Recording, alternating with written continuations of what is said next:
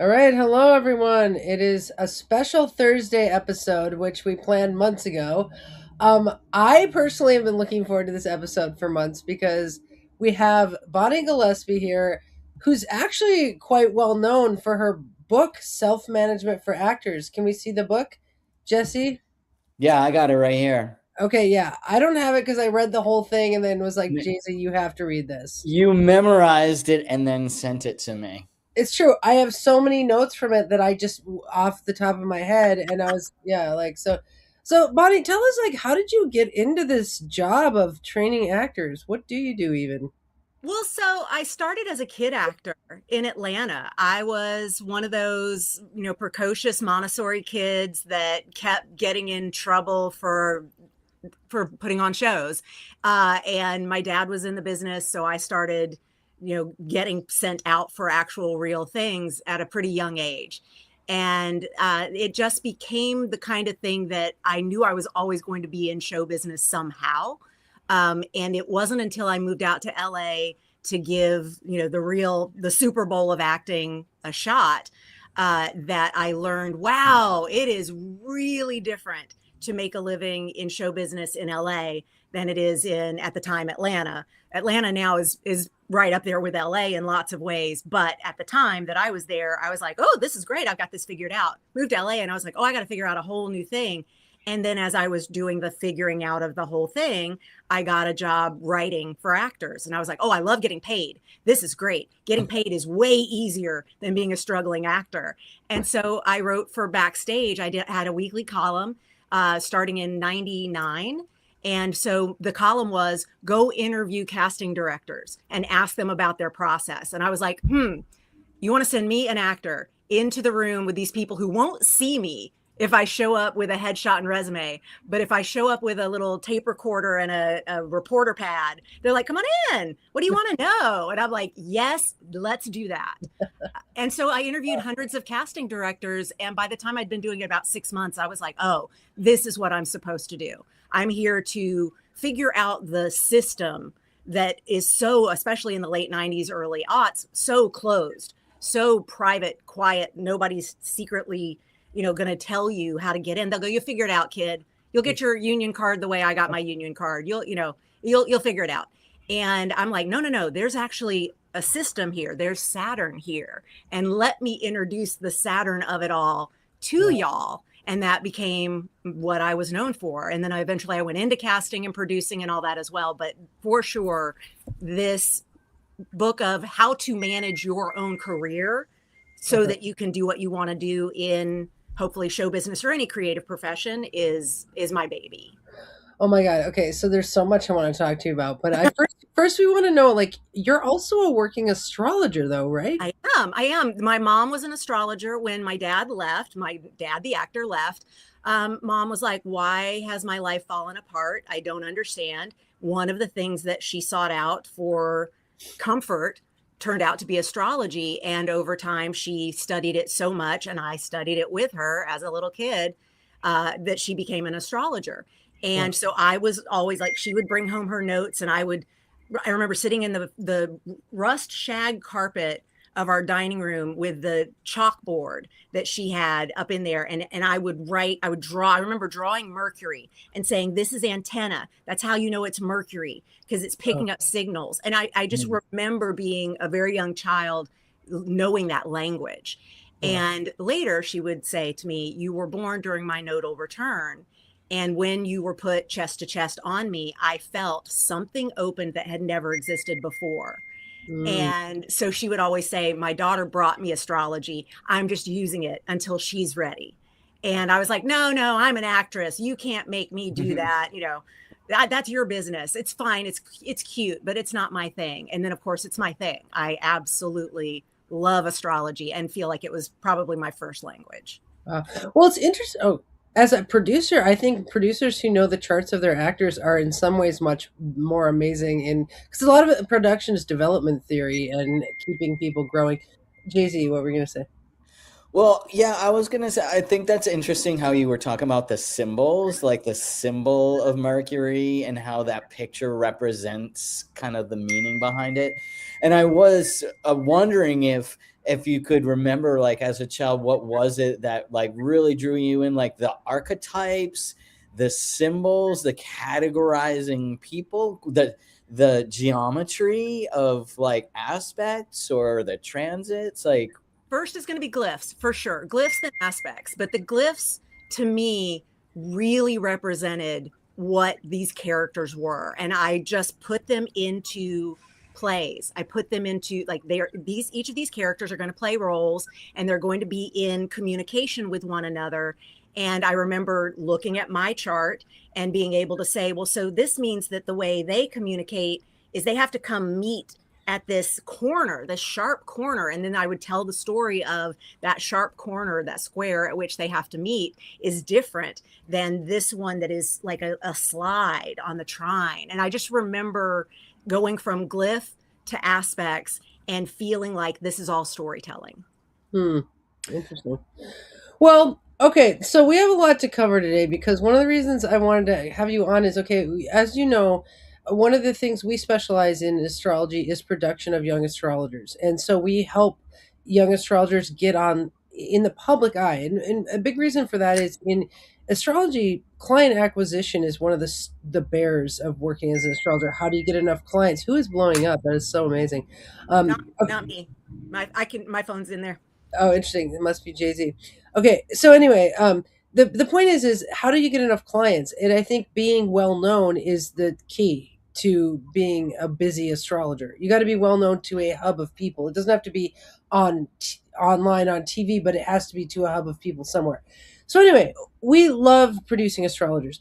So we got to reading this book, and there were so many lessons in this book that I was like, our crew has to learn these lessons. Not that we're going to give away your whole book or anything like that, but also they have to meet you, Bonnie, and know that you are around because they might want to work with you someday. I mean, okay. So the first lesson that I want to bring up that you actually brought up is that you moved from Atlanta to LA and then you were this big, tiny fish in a huge pond, where That's in right. Atlanta you were like a big fish in a smaller pond. So one of your lessons is you say don't move to LA necessarily. And people think if they're going to be an actor, they got to move to Hollywood. And I've always said for years, I'm like, LA and Portland, LA and Portland. Like, people wanted me to move to LA about 15 years ago. I was like, no, thank you. Like, I would rather live LA and Portland because I feel like it's a Neptune thing. Like, I have a moon square Neptune, moon in Pisces. And there is an LA vibe of like show business production, making things look illusionary and making things look kind of perfect. And you can do that from anywhere. So tell us the lesson about you can be an actor anywhere and what's all that about. There is someone making a living as an actor in every market, period. There is no more, you have to be in LA, you have to be in New York, you have to be in London, you have to be in Toronto, you have to be in Vancouver, you have to be in Sydney. Pick your market. You're going to be told there's a place you have to go. And especially today, there is, within a tank of gas drive, somewhere you can go and work and be the top actor of your market. So moving is no longer a requirement. But I was saying that 2 decades ago, because the move is something that, yes, if you want to be in the Super Bowl and you want to be where there is the most quantity, LA is going to be the place to be, just because the numbers. Like, everyone in LA is employed by the entertainment industry or the support services for the entertainment industry. It is our Washington, D.C., everybody's in politics. New York, everybody's in finance to some extent. Like, picking the places that are known for whatever it is they're known for, sure. But there is enough being produced somewhere within, like I said, a tank of gas, within a few hundred miles of where you are, that if you don't want to move, you do not have to move. So for me, it's move if your heart is telling you you want to be there. You want to be in the place where you could have more meetings, you could have more peers that are doing what you do. But don't believe that it's a requirement, because it's just not. Well, and you made the good point in your book where you were saying in LA it's harder to get into this, harder to get into that, like harder to get into a party, like, for example. And it's like, you know, yeah. I mean, I think the idea that a location is really what you're needing. It's like creativity is like a mindset. You know, a lot of people think they have to go to art school to be an artist, or they need to smoke a bunch of weed or whatever. I'm like, no. What you need is a script. and you need an outfit, and then you need a camera, and like all these things that you need, and it's not what you think you need, right? Kind of. Do you have any comments about that, Jay Z? Because you're doing LA and Glasta.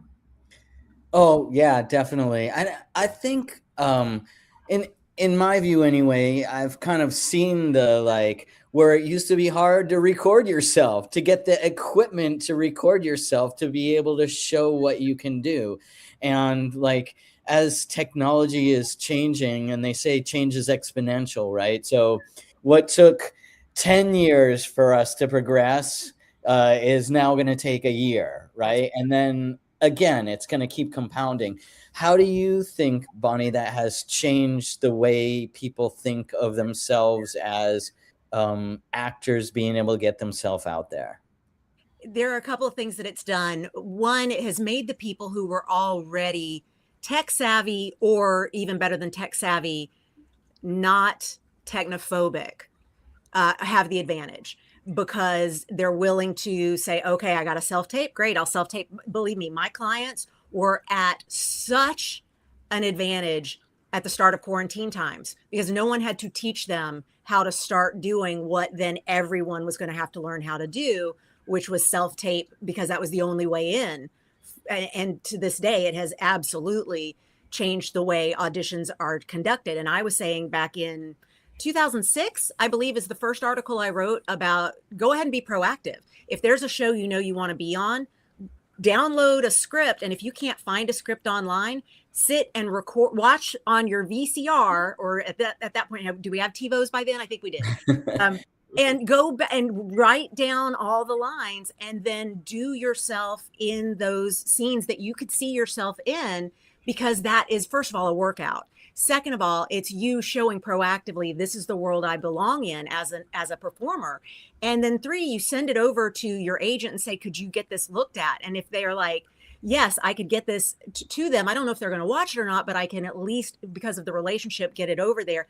Someone, if I'm in casting, I go, free audition. Yeah, let me watch this. Let me see. Maybe this is interesting, especially when no one was doing it.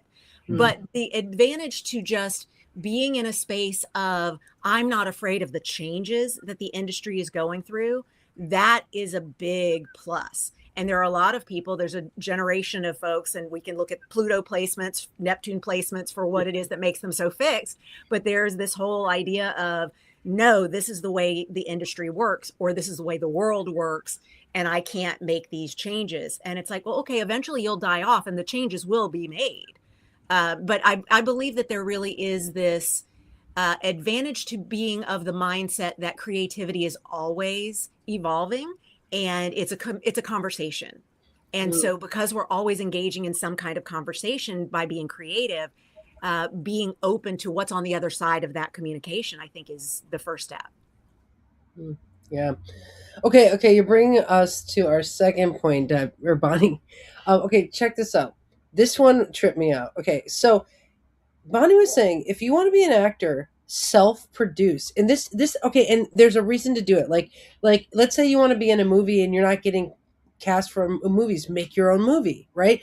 And okay, and then there was also this part of like branding yourself. So there was a time in my life in astrology where I got misbranded. Like I was working at the Portland School of Astrology for 7 years. When I left, they called me racist and transphobic and all stuff, which is actually just not me. Like if you know me, that is just not me at all. I got like misbranded basically. And so I took a few years off and I came back fighting, and I was like, all right, let's show you my real brand. But I didn't know this lesson from your book.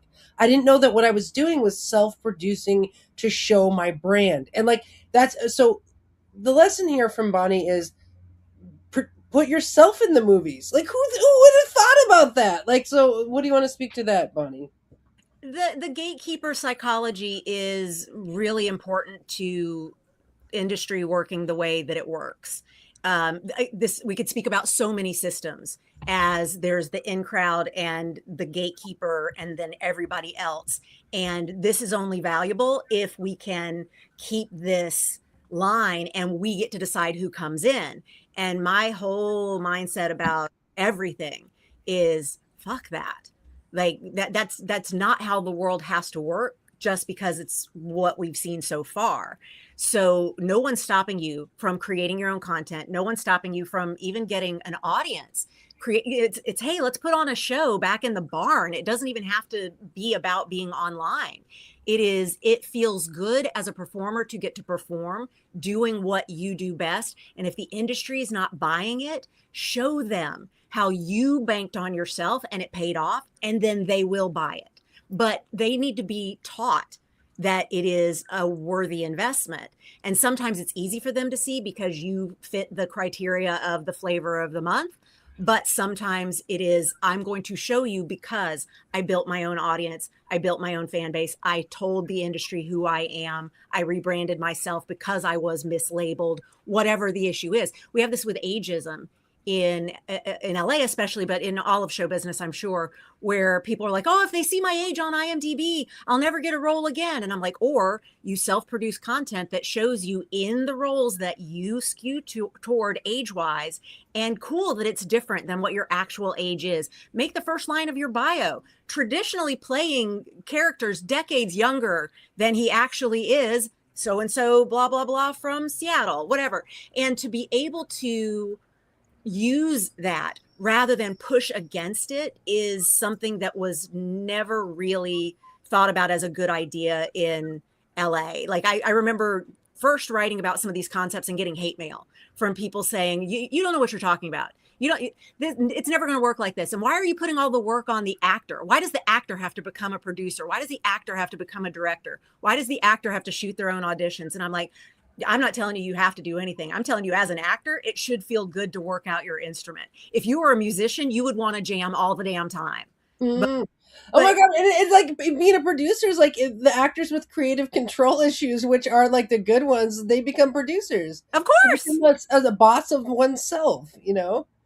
Oh my Well, god. I think not only that, but it's like from a manifestation perspective, right? You're not just teaching the industry, you're teaching the universe by feeling the feeling of being that person who does that thing. You become that person who does that thing in the eyes of the world and the universe. Right Yeah. on. There's a lot of manifestation in film because which is one of the reasons why we do it, because let's say you can take a person and they vision themselves as an elephant on skis or whatever, and that's what they want to be, and we're like, let's put you in a video as an elephant on skis, and then they're like, look at me, look at, like, and then they see themselves doing that thing. And I think that's absolutely, I mean, Bonnie, this was actually a groundbreaking thing to read, because a lot of the people we work with is they're so afraid, they're waiting for somebody to approve of them. This is the same in self-publishing, waiting for a publisher to publish your book and getting denied. And like a lot of people sit in that life of just, and the go-getter alpha producer types say, I'm going to self-publish my book.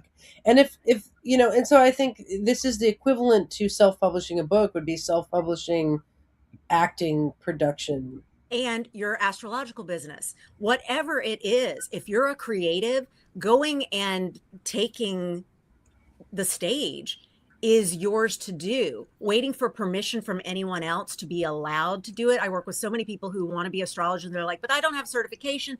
I don't, and I'm like, look, nobody requires that their astrologer have certification or this many hours of this much coursework. No one's checking for that. If you are specializing in an area, obviously know your stuff, be able to take critique and challenge on the topics, but don't ever stop yourself. Like you're basically providing the no rather than getting it out there and seeing, is there a no?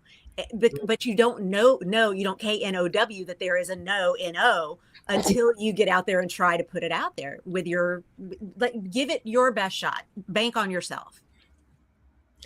Well, okay, so you're bringing me to the next point, which is, and we talked about this on Facebook a little bit today. I said, are astrologers actors? And there was this little discussion about it, and people are like, I'm not an actor. I'm a real astrologer.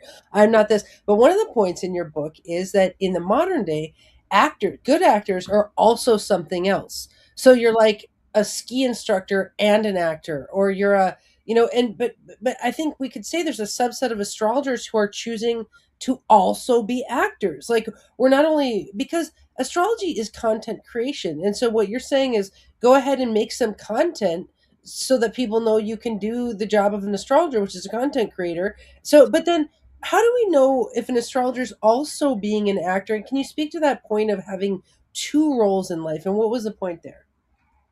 So it's more of have a full life outside the one thing that is feeling like the only thing you want to do. The I'm only an actor and I can't do anything else again comes from that school of thought that no one's going to take me seriously if I also am a ski instructor. And I say, but if I know you're a ski instructor and that you get a high from the experience of being on the slopes, like there's something about you that is now more interesting as an actor because you have a full life and things that turn you on beyond I just booked a national, because you can't control how often you're going to book a national, but you can control it's the season I'm going up. And so the same thing with astrologers. Do you have to be an actor? No. Do you have to have a YouTube channel? No. Do you have to create content for the world? I guess technically no, but then you're putting yourself in the peer group that my mom was in, where it's word of mouth. If you're going to have an astrology business, you got to have friends that start getting readings from you and that then can't shut up about how great it was to get a reading from you. And then that means they have to have friends that care that there's an astrologer that exists that they could go to. And how much do you hope that goes? You know, my mom passed in 2000 and she had 5,000 clients. So she was able to grow a pretty large clientele in the word of mouth days. Today, you can have 2,000 YouTube subscribers just by starting your consistent content creation, sharing what it is that you do. And if you're like, but I don't want to be seen, great. There are so many faceless channels on YouTube that do incredibly well. It doesn't even have to be that you show your face. One of the most popular channels right now in astrology is someone who shows her notebook and then just does a voiceover talking through her notebook and pointing at the various things that she has studied and that she has written out that she wants to teach. And I'm like, it's just being consistent and showing up so that a buyer can know this is what I'm going to get when I book a session with this astrologer. This is what I'm going to get when I bring this actor in to audition for this role. Mm. Yeah, it seems that having the skills of an actor just means that you have the skills of like communication and influence. And so that to me sounds like a good thing, but it might be, Andy, those other people are like using some kind of like negative connotation of like, oh, because I'm an actor, I'm just acting or something like that. I Or don't they feel really like they're mean, pretending, maybe. yeah, or something like that. Well, I do No. want to make a point to Bonnie's point of that you don't know when you're going to get booked for the next movie or this or that. You know, in production of any arts, and I've known photographers, I know music producers, and all this kind of stuff. It is project based work. You might get booked for a Hollywood, movie, and that lasts for a year, and then now you have to book yourself for the next project. And so, having another job, which we'll get to this point in Bonnie's book, is really makes you a well-rounded and happy actor because you have other things to do. I fight the tendency of actors to do drugs and things because they get bored during the day or between projects, and then they start like doing behaviors because like I find it's perfect to have like a 30-hour a week bread and butter job, then do these projects on top of it, and that like makes a nice little container of a life. But yeah, I think there used to be that idea like, oh, you have another job, you haven't made it yet or whatever, and that's bogus. Well, and it also just, again, goes back to the era when it's important to have an us against them. And the more actors become producers, the less us versus them there is, because we know the secrets. We know what's behind the curtain once we're producers. We know how everything is made in the process. And we also know it's a miracle that anything ever gets made because there's so many things. Yeah. And yet that then changes the relationship that the actor has with the producer of the, let's say, high-end show that they want to get on. Because when they're having that meeting, having that conversation, it's not, oh, I just crushed this scene in my acting class. It's, oh, wow, we lost a location on the last project we were doing, and we got at the last minute, so-and-so saved our bacon. And then they're, as producers, able to talk about, yes, having a person who can help you with that is such an important thing. It just changes the relationship. And as with astrology, these are relationship businesses, and our ability to be able to communicate is key to building good relationships. Yeah. What do you? Well, sorry. Just do you have any questions? I have a ton. So No, keep going. I'm digging it. okay. So then, Bonnie, I mean, I think a lot of people in astrology who watch our show, and we do a lot of transparency around production because we're just transparency artists. We Mm. do everything front stage. But how would you even define a producer? That's such a loaded term. I'm a producer. Like, what is it? It's like means a maker. I mean, but how would you define a producer? A producer is a creator who has enough. I want to say it astrologically. They have enough Saturn that they're going to actually get it done. Mhm. And I find that creatives can be a little, and I almost want to do it elementally. It's like creatives can be all air, and a producer brings some earth to it. A good producer is going to be able to say, so it's like we've got the Aquarius Saturn up here, and then we've got the Capricorn Saturn down here. And there's this ability to go take all of those amazing ideas, and then let's actually put together what's the next thing that we're going to do. Because if we don't do these next things, nothing actually gets done. Yeah. So maybe structure or discipline, some of those kind of qualities of Saturn. Follow through. Yeah, the So they're ability. kind of managing the making of a show or managing the making of something. Yeah. Yeah. I work in casting as well. Not so much now that the astrology business has taken off as it has, but the work in casting is like I say, everybody in production has a list of hundreds, if not thousands, of problems that they have to solve. Every role in the project, and I don't mean actor role, I mean like creative role, producer role, location manager role, intimacy coordinator role. Every one of those jobs has a list of problems. And with actors, you get to come in and look like a solution to one of the 100 problems that a casting director has. And I think the same is true for like producers. Everyone that you work with is either going to look like a solution we can line up with a problem we have or not.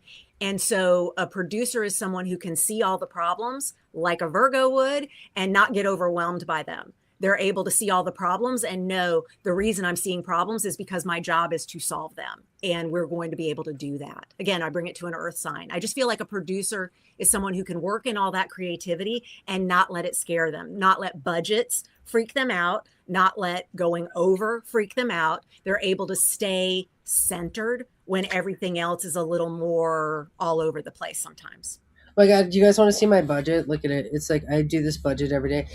It's really funny. I'll tell you Every what day? Wait, every day? Why are you? I keep a ledger every day Okay. so we know how much we can spend on props and stuff like that. But like I'll tell you, like I have a moon square Neptune at 14 in Pisces, which is like the visioner, like sees everyone like a little circus animal. And then at 28, I have a Sun, Mars, Saturn, Mercury, and that 28th degree is like a power hitter in like getting all those problems solved and like getting all the stuff done and sending out the emails and like so it's like it's really interesting what I think I agree with you that you have to have an extremely strong like maker temperament like to be a producer because you're the one it's like making something out of nothing like Yeah. you're like I want to have Bonnie Gillespie on this show with Jay-Z. I got to make that happen. Oh my God, I got to build this thing, right? Like and so but working with Shane has really taken the company to another, and he's a triple earth. He's a Virgo Capricorn, and what he likes to do is solve every little problem. We have problems, actors get emotional, we get this, we got this, we have a tech problem, like there's all, and that's what it is. Like when you're producing music, it's like GarageBand has a problem, the producer's figuring out get through that problem, like where it is a lot of problem solving. And so I don't mean to bring myself into this generalist conversation, but I think sometimes examples are nice of like what does that really look like in real life, and and so okay, so And what I'll just say in my business, we had to make a policy. First of all, we're hiring no more water signs ever because my husband and I both have stelliums in water. So absolutely no more water signs ever. And I have enough air, and one of my assistants has enough air that it's like we have enough air on the team. We're covered. We need fire, we need earth. And of those, I think we need the earth more than we need the fire because it is so easy to be passionate and excited about all the things and never actually take something to the finish line. So I think that's part of knowing what you need as a producer is also who else needs to surround me so that it's not, oh, it's so much fun, all the ideas all the time, but we never fucking finish anything. I love that you use astrology in your business, and All, and your business. It sounds like is I know that you go by Team Bonnie Gillespie. Is it's that Cricket Feed Inc. is the business, and we incorporated in 2002. And we incorporated in 2002 to publish my first book. This is like the sixth book. And because I wanted to publish my interviews with casting directors, and I had actually been approached by the paper that I wrote for, which is Standard. You've been our columnist. We want to now publish your columns as a book. And the deal they offered was so shitty that I said, I'm actually going to go ahead and publish myself because I do not want the rights to revert to y'all. I have degrees in journalism. You are never going to convince me to relinquish my rights. No way. do you have a strong Saturn? It's Saturn in Taurus, 8th house. It's actually conjunct my mom's sun. So not only was I born on her nodal return, her sun is my Saturn in the 8th house because she's also been gone for 25 years. So wow, interesting. Yeah. Big 8th house mom. Okay. Wow. I enjoy you so much, Bonnie. Okay. So enjoy you. I'm going to lower the blinds while we talk or else not to be obsequious and fawning. I actually meant it, Jay-Z. Isn't Bonnie so cool? Yeah, absolutely. Yeah. No, you've been telling me about her, and I'm really glad that I got to meet Bonnie as well. And it was so awesome, Bonnie, when you showed up in the chat in one of our other live streams the other day. You had just such good. I was in the tub. I wanted to come out. Right behind the bubbles. Yeah, but you just came out with some really great advice. So yeah, thanks for that. Yeah. Okay, so the next part of the book that really hit home for me was this idea that people who are in acting could have a day job and have that not be this thing that they're trying to work out of. You basically, I don't remember what you called it. It was like a survival. I can't remember what you called it. Yeah, if it's a survival job, like, is survival the goal? I mean, have a job that doesn't suck the life out of you. And also have something that you can clock out of and you don't take it with you everywhere you go. I mean, unless it's something you so love doing, that taking it with you, like I'm a ski instructor. I mean, I want you to bring that with you. But if you're someone who has like, I hate bartending, it's sucking my will to live, stop doing it immediately. Because anything that sucks your will to live as a creative is going to be problematic because you need to be able to access all of your passion. Yeah. And I really want our students and listeners and actors to really get this point, because a lot of them are trying to work their way out of a job and be a full-time astrologer. And it's like, I don't even do that. I'm a sign language interpreter 30 hours a week. And like, I don't even, after I read your book, I was like, I'm actually going to do that till I die because it keeps me balanced actually. And then I don't have to worry so much about the money coming in through production. It's like, I also call that like my cash bam. It's like, that's where my ledger comes from. It's like, well, that's your second house. And so I always say I want some second house money so I know what's coming. It's my column. I wrote a weekly column until 2016. I was writing for Actors Access after Backstage. So for 20 years, I had, how many years total? 15, 16. For 16 years, I was writing a weekly column for one publication or another in LA. And then, of course, worldwide, because it's, it's on the internet and all that. Doing great. Love that. Consistent money. And when that job left because the person who managed that part of the site passed away and they didn't feel the need to move it over to anybody else's department, so we were done. I'm like, crap, now all of my earnings has gone to 8th house. I'm not going to know when it's coming. It's going to be, hey, we want you to cast this. Here's a bunch of money. Hope you can make this last for the next 2 years because it's all the money you're going to get. And I'm like, I like having some second house money and 8th house money because the 8th house is like big Jupiter energy. And then that second house money coming in, I want it to be nice and consistent. Like, just keep it coming. Dude, that is brilliant. There's that power dynamic that comes with the 8th house of like, you get a grant. People are always like, why don't you write a grant? I'm like, because then I'm under someone's creative control fund and I'm not really interested in that, We don't control how that money shows up. There's not a lot of action we can take that puts things into the 8th house. By the way, this is how my showbiz business became an astrology business very organically. The actors and clients of mine that were doing the best were the ones who were also consulting me astrologically. And so we would do things like, based on what's happening in your chart, where do we want to go with this? Who do we want to meet with? What's the best combination of, dates, energies, whatever. And so people started asking, like, what's the secret? And I'm like, well, the actual secret is I know these clients' charts, and they're the ones who are holding up golden shiny things. They're the ones who you see on TV, that you know their names. And everybody else is like, I want that. And I'm like, great, give me your birth information. And so some were in and some were like, I don't know. And it's fine. I'm not going to tell anybody they have to do anything any kind of way ever. But what I love about being able to create this balance is it takes that energy less from, I can't control it, there's no idea when it's going to come, into more of a balanced axis. And I see that as what you're doing. The ability to spend 30 hours a week doing ASL translation, amazing. First of all, I'm like in awe. And just, it's so well, fantastic. I have Mercury in my 6th house. Like, my chart actually wants to do that job. And I think like what you're saying is, like, we should have our 30-hour a week job, our chap wood carry water, should be within our chart parameters, and it should be something we like doing. Absolutely. And then you're not mad at yourself when you're like, why can't I keep a job? Look, I'm unemployable except for stuff like this. And thank God there's a way to get paid really well doing stuff like this, or else I would be like, oh, but I'm the nightmare in my family. Like, why won't she get a real job? What's wrong with her? Also, why won't she have kids? I'm like, would you like to see my 5th house? I mean, come on. But these are things that, to me, don't force yourself into something that doesn't fit creatively, even if you're not into astrology. But if you're into astrology, pick a job that lines up with something that you're great at and that's easy. And then that way you're printing money over there, and then it's not troubling you to go pursue your dreams, which may be a little more struggle filled. Well, and they're more project based. Like, the thing with astrologers, like, people always want to be a full-time astrologer. And it's like, listen, like, I've published 17 books in the field, and I still don't try to do that, because readings are one-off. Like, you do a reading, you see someone another year, whatever. It's like, to get enough readings to really feel like you're, like, it's tough. But if you have that chop wood carry water, then readings are the best, like, extra. It's so awesome. So I agree.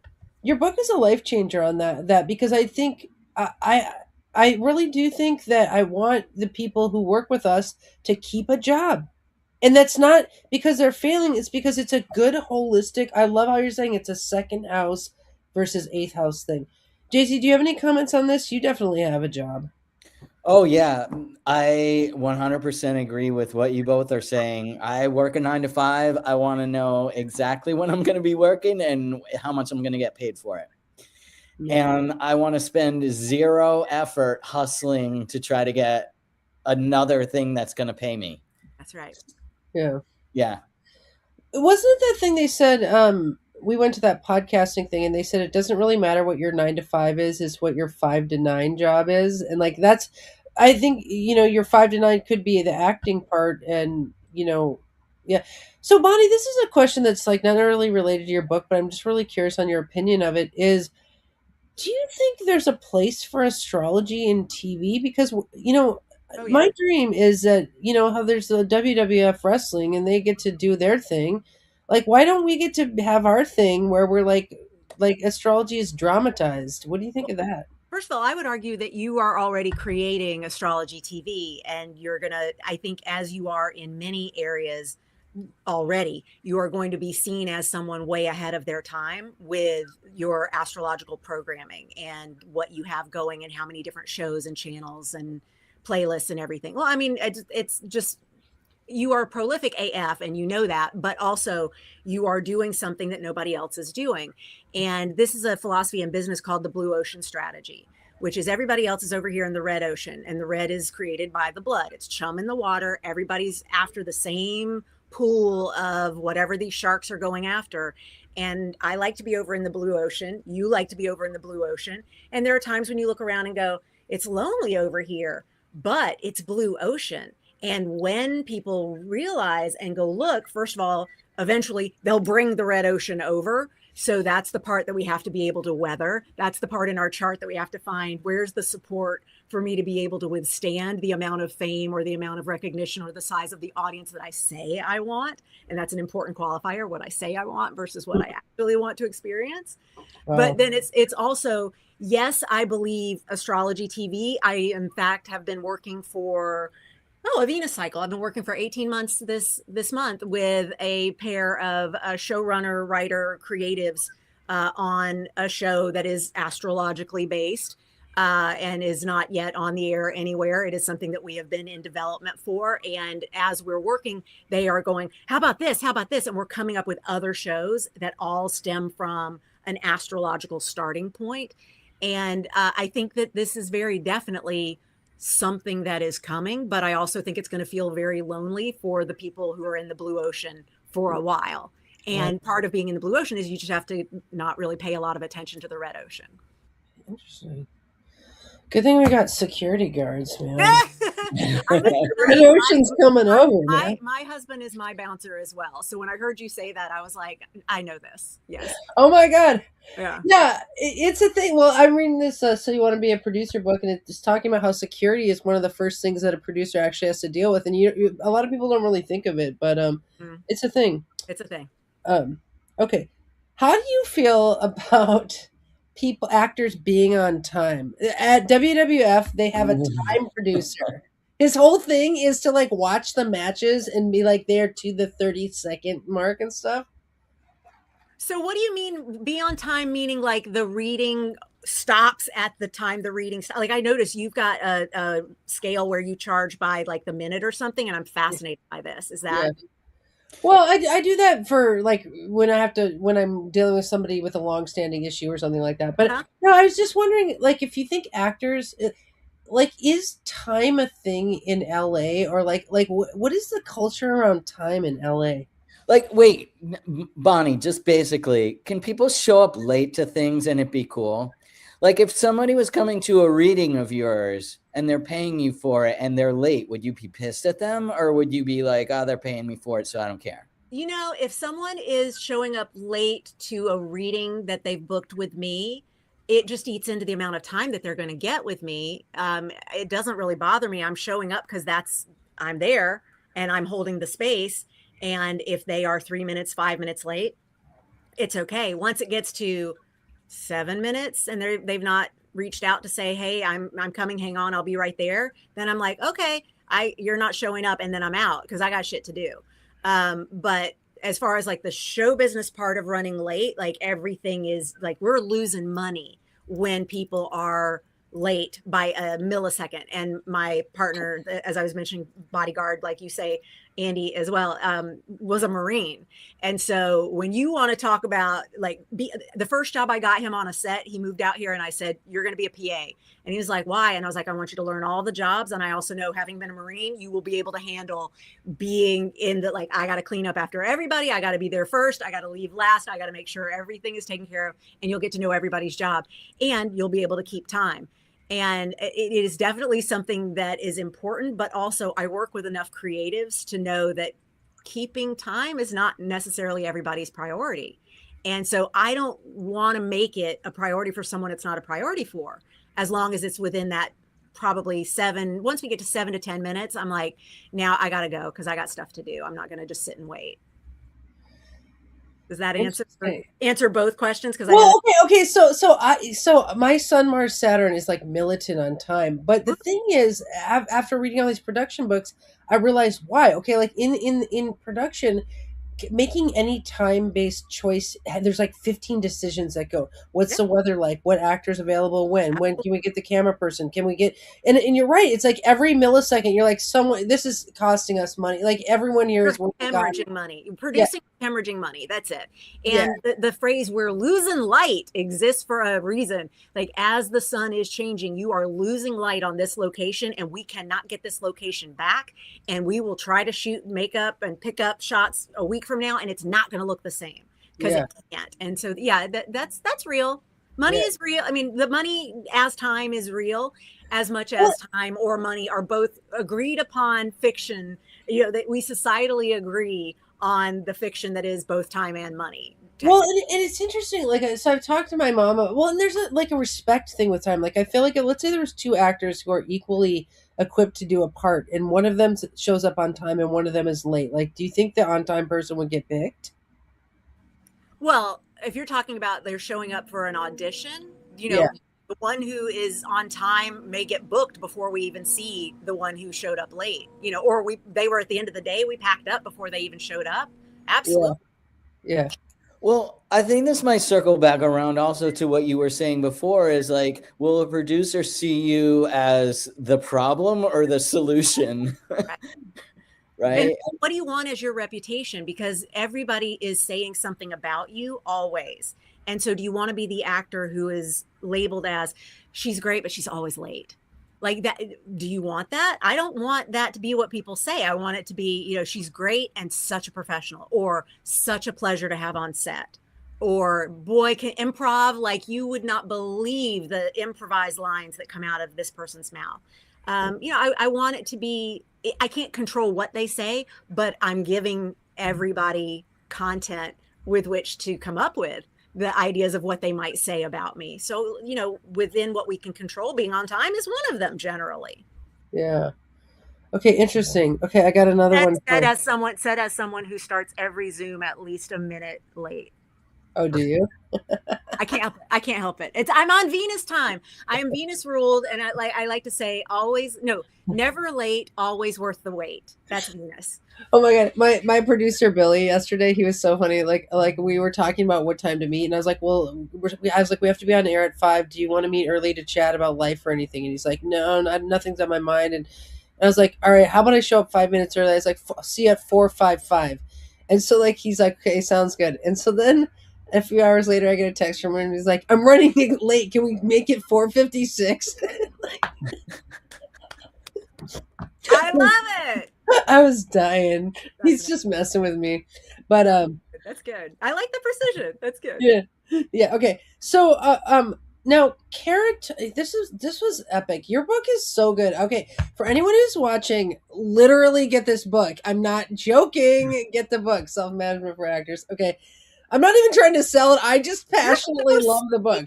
Oh my gosh. And if you want the audiobook, I read it to you for it's 17 hours of me reading to you if you want. Oh my god. Wow. You have a nice voice. Oh, thanks. Okay. Sweet. Excuse me. Okay, so this is another lesson. Sorry. Oh, you all right there? I'm fine. I'm still getting over my Gloucester trip. Okay. I have a big natural recommend. There is something called Sinus Blaster, and it's a natural spray, like you spray it at the back of your throat and it just opens everything up. It's like garlic and echinacea and horse sound, whatever, it's got lots of yummy, really great herbs, and it's fantastic. Dude, very producer, see that how she was a problem solver? That's a producer right there. I heard it the first rattle. I was like, oh, she needs some Sinus Blaster. Okay, this is the other lesson. Another lesson. Okay, you said care a ton about every role, about every moment, and everything, and then learn to let it go in an instant. Okay, now I have a story about this. Okay, so I was in this Doors cover band called Doors of Perception. Amazing. And I was Ray Manzarek. I'm gonna need a conversation about that at some point. Okay. So it was with my astroturn Larry Lars. You'll see him on my page someday. But anyway, so I was Ray Manzarek, and I'm learning all the piano parts. Well, I cared a ton. I learned all my piano parts and spending hours, all this stuff. And then they would cancel practice, and I was like, because one person would show up, and I'm like, I freaking spent hours on this. But your lesson about this was amazing. If you're gonna be awesome, care about the part, prepare to show up, do all the things, put your outfit on, get it all. And then if it doesn't go well, or you get canceled on, or the person's late, whatever, just let it go like that. So tell us about that lesson. So my husband, the Pisces stellium, is way better at this than I am. Because I have a Cancer stellium and a Libra stellium, and I like to hold on to things for a very long time and care not at all because Libra, but care a lot because Cancer.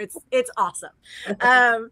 Meanwhile, he's over here, Sagittarius rising and Pisces stellium, and he's like, where are pants? Where I don't.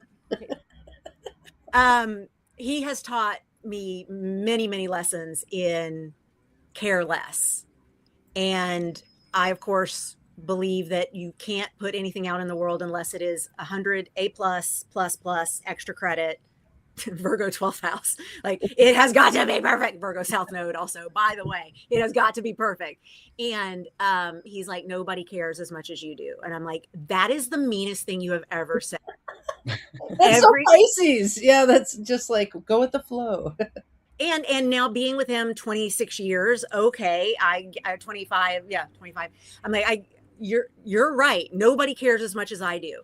And he convinced me what you would call an 85%, like a solid B, is enough. It is actually better than most things that are out there in the world. So you need to care enough to get something out the door at 85%. And I'm like, again, we're going to have to get a divorce because that is the meanest thing I have ever heard. How dare you, first of all, even think that I could create something that would get a B? I'm sorry. Like that, you do not know me at all. Clearly, you've never seen how many all-nighters and how much vodka it took before I got sober 9 years ago. Like, holy shit, this is not okay to suggest this. And then also, he's totally right.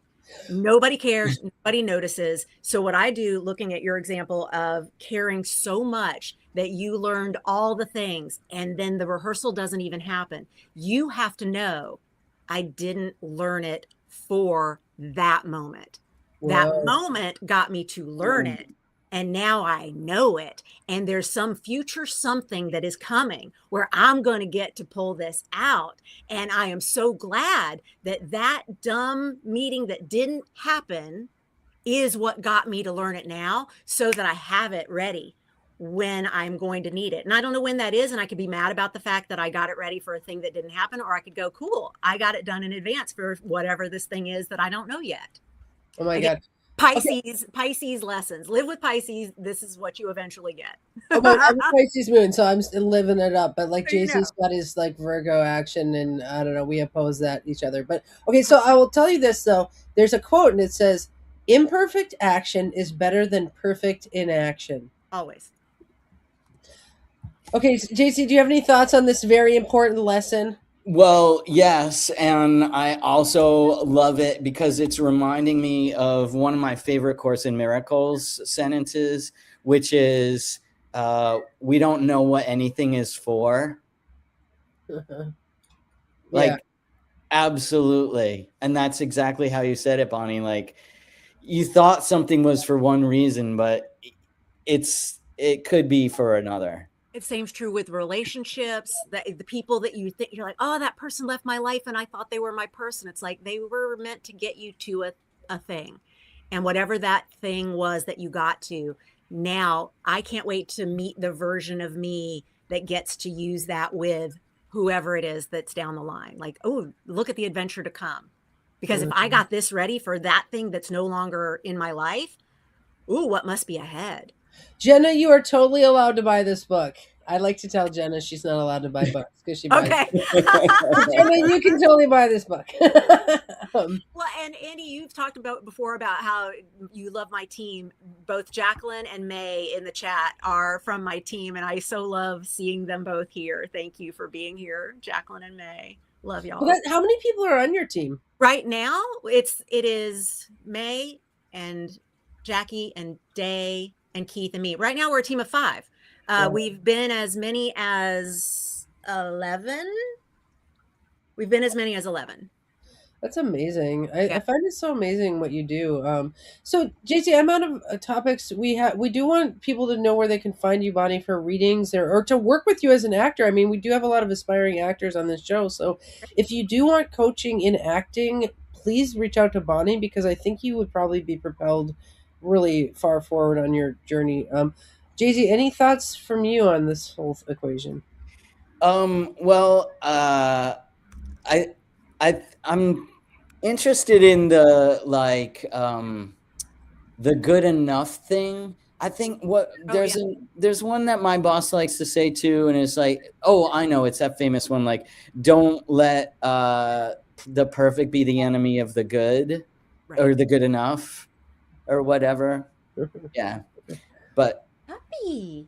Oh, look at that doggy. So, Bonnie, when you say hit the scheduler to book with you, is that on your website? Yeah, BonnieGillespie.com has everything. BonnieGillespie.com/scheduler has my actor appointments, my astrology appointments, and anything that you would, if you just want to, you want to book with me, great.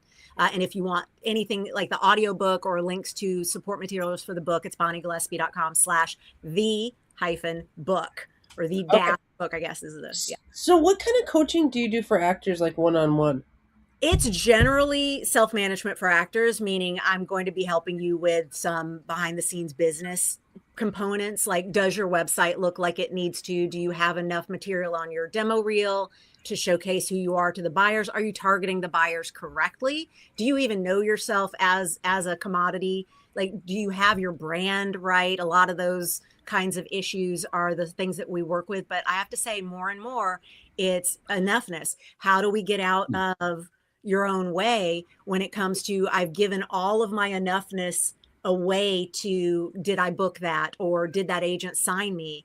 And I'm like, the enoughness is an inside job. And so I end up doing a lot of planetary remediation with Venus with a lot of my clients. Like, how do we get you understanding that you've already got that enoughness coming up in here? And then, of course, when I learn, oh, you've got a debilitated Venus, that's, okay. Part of also why you chose show business is because you're like, please tell me I'm okay. And it's like, tell yourself you're okay, then they don't matter. And then that's when they're going to be more interested as buyers. So there's a little bit of woo in all of my self-management for actors work. And there's a little bit of the structure of self-management for actors in all of my woo. Wow. What a cool marriage you have of abilities. And I really think that a lot of the people who work over at the Moyer Press just, would be really, in your wheelhouse, because I think these are people who do want to kind of be in the show business side of astrology. And so I really think hopefully you can coach a lot of our actors. So, well, thank you, Bonnie. Thank you so much for coming on. I mean, I don't know how I can repay you for Are writing you this book. kidding me? You pimped my book out like I need to be sending you a cut. Come on. Oh no! Oh no! How?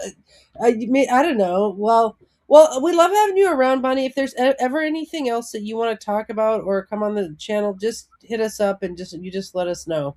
Well, and if there's ever a time that you as a group want me to come in and do a let's go through the pillars of self-management for actors and how it can apply to each of you, I'm happy to come in and work. Oh, we could have you on. We could have you once a month train our crew. Maybe we'll do that in 27 or something when my child is at college.